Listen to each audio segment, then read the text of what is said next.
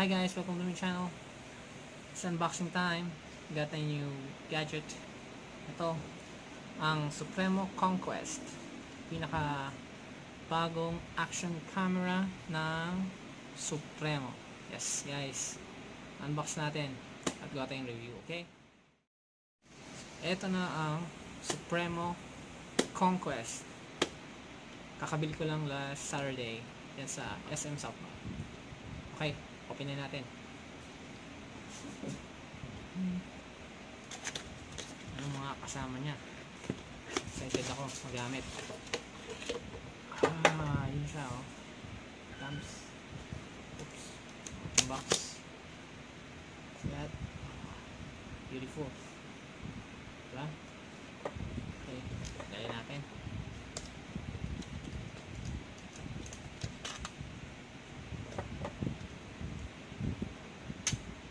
Siya. Ano?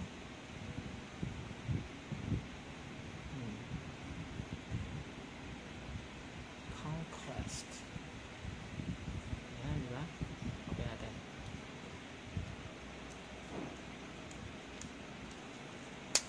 Ayan, open dyan. Ganyan yan. Tanggalin mo lock. Up mo to. Tapos, tanggal na siya.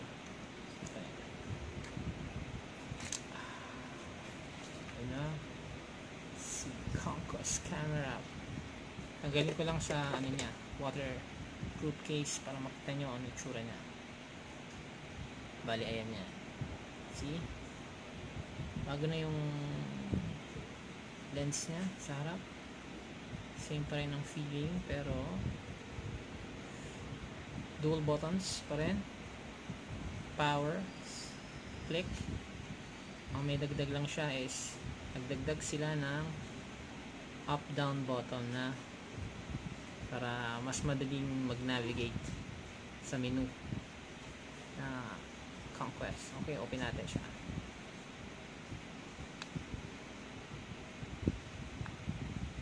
Ay, wala pa ng battery. So, ito na ang Supremo. At ito ang kanyang new battery. Ayan. Supremo Conquest. Kanya. Parang anit niya na. Diba? Compare natin sa lumang battery ng Supremo 1. Kukompare ko sa battery ng Supremo 1. Kasi I have a Supremo 1. So ito na. See? Napakalayo nila. At mas malaki pa rito yung sa Supremo 4K Plus. Magkasaysa sila ng Supremo 4K, pero yung 4K Plus mas malaking battery na yun. Lumiit na. Kita nyo, di ba? Ayan. Lagyan natin sa loob ng Supremo Conquest. Yung battery niya nilagyan. Kailangan di open mo ganyan.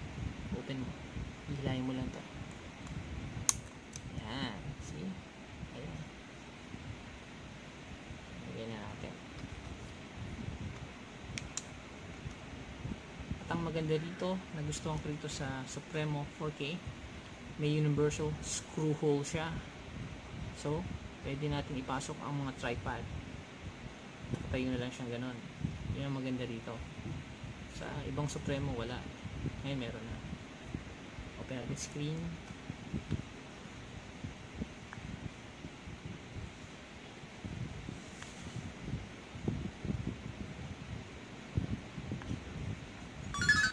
Ayan na.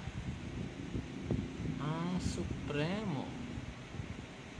See? Open na siya. Ayan.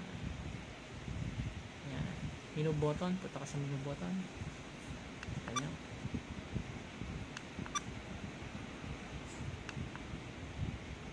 Menu button na Supremo. Kita ba? Hindi masyado makita. Bali, hindi pa siya touchscreen gaya ng ibang action cam, pero meron siyang bagong dagdag up and down button. So pwede mo i-down. Yan, see? Yan lahat ng menu. Pwede up. Okay. Ayan, ito yung Wi-Fi LED indicator. Yan, pag ilaw yan, naka-open yung Wi-Fi mo. Bali, pag open dyan, isang click lang ng app para mag-open yung Wi-Fi. Pero balik mo muna sa picture. Yan, let's open natin para umilaw to. Isang click lang. At ito on yan. See? Yung red light indicator. Ibig sabihin naka Wi-Fi na yan. Download na lang kayo ng app na Supremo Conquest. May bago yung app para sa Conquest talaga. Work agad. Try ko na. Kaya i-download yun na. So para pagpatay ng Wi-Fi, same. Yung app lang din. Ayan. Ayan. So ang bago dito sa Supremo is ang kanyang yung waterproof. Maabot na siya ng 30 feet or 140 meters. Mas malalim na. Tas most advanced sensor and his silicon chipset. So mas maano na siya kaysa sa ibang Supremo na nagkaroon. At ang gusto rito yung anti-shake niya. Pwede mong gamitin sa pagbike o kahit saan. Hindi makalug ang kuha. At ang maganda dito is 20 megapixel na siya. So ang GoPro 7 is 23 megapixel or 24. So ang lamang lang nun is 4 megapixel na lang. So talagang hinahabol ng Supremo ang GoPro. Meron na rin siyang nandito rin, malakas din ang kanyang mic. Meron dyan. So ang record ng video niya is 4K, meron 2.7K, meron 144p, 1080. Yan, makakapili ka kung gaano gusto mong kalinaw. Pero payo ko 1080 lang, 1080 60 fps or 1080 30 fps frame per second para swabe ang kuha at hindi malakas kumain ng memory. At ang maganda dito, meron na siyang slow-mo. Slow motion, pwede na.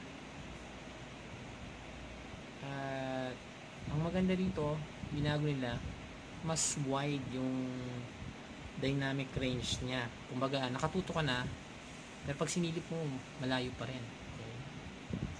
Malapit sa akin. Malapit sa akin yan, pero parang ang layo ko. Diba? Yan, yun ang maganda dito. Kaya, checks nyo. Meron akong video dito na ginamit ko to. Nga pala, bago yan, compare natin sa size ng yung unang Supremo, yung Supremo 1. Yan. Yan ang Supremo 1. Yan, no? Blue box. May square to. Medyo square.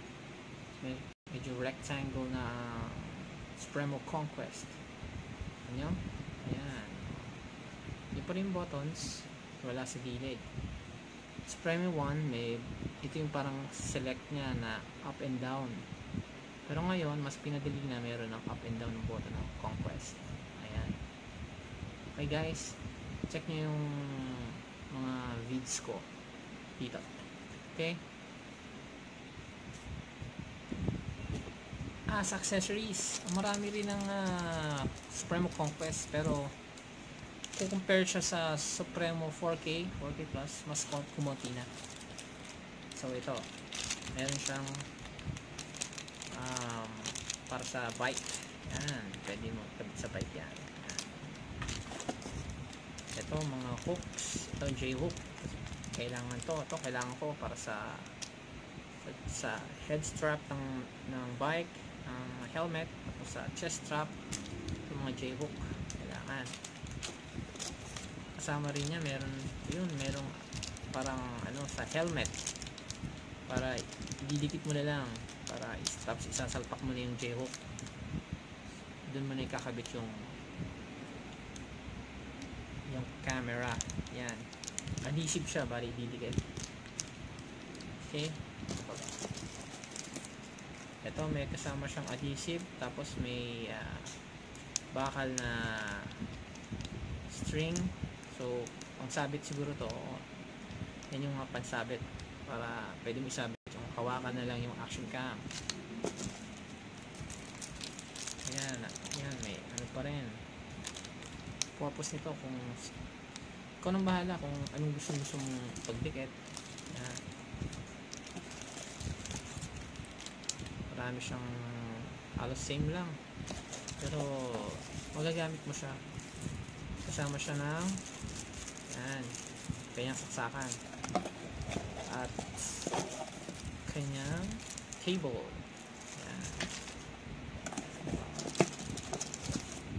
Ayan yung extra door ng waterproof case, may kasama.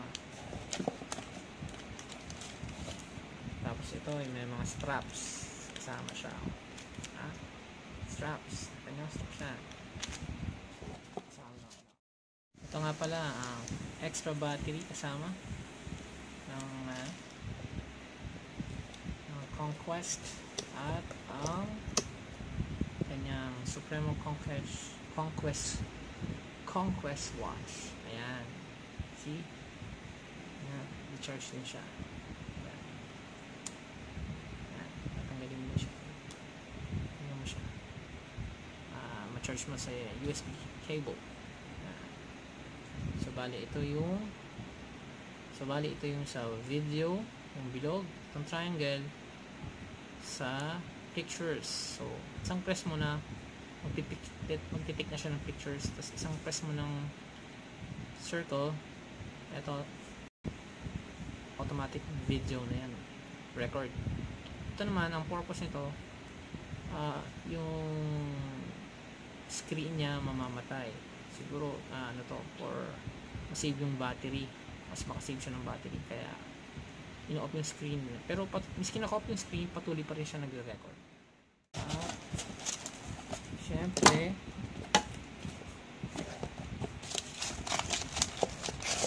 ang Supremo Conquest user manual.